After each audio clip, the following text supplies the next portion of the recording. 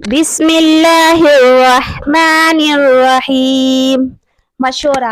تبلیغی کام کے اندر مشورے کا ہونا بھی ضروری ہے۔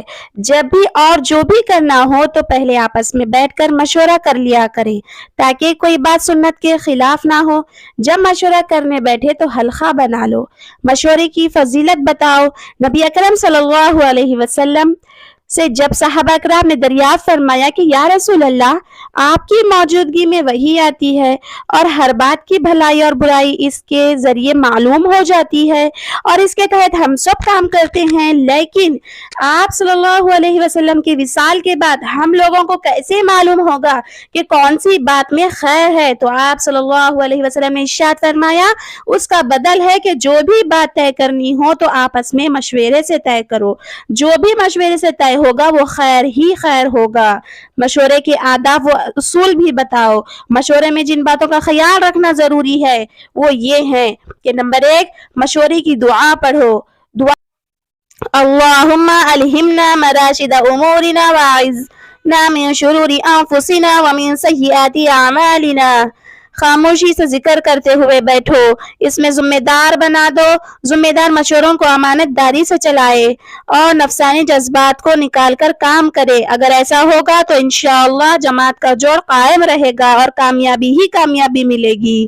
ذمہ دار عورت جسے چاہے اس کا مشورہ لے سکتی ہے۔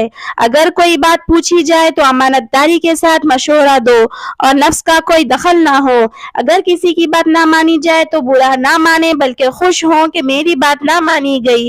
اگر مانی جاتی اور اس سے کام کا نقصان پہنچتا تو کتنی خرابی ہوتی۔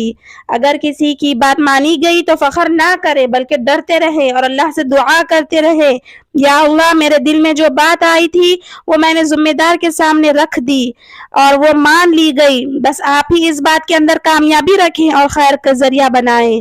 یہ ضروری نہیں کہ ہر ایک کی یا اکثر کی رائے سے ذمہ دار اتفاق کرے بلکہ صرف وہی بات طے کرے جو بات اس کے دل میں پیدا ہوئی ہو اور خیر نظر آ رہی ہو۔ جو بھی طے کرے وہ بے حد امانت داری سے کرے، کسی سے ڈر کر یا کسی کے خوش کرنے کی خاطر کوئی بات طے نہ کرے ورنہ گنہگار ہو جائے گا۔ جو بھی ذمہ دار عورت طے کرے گی اس کا مان لینا سب کے لیے ضروری ہے، اس کے بعد کے خلاف کرنا بے اصولی ہے۔ یہ ہے مشورے کا مطلب اور آداب و اصول۔ امید کرتی ہوں آپ کو میرا یہ ویڈیو کافی مفید رہا ہوگا۔ پلیز میرے چینل کو ضرور سبسکرائب کریں، کمنٹ کرنا نہ بھولیں، دعا میں یاد رکھیے، اپنوں کا خیال رکھیے۔ اللہ حافظ۔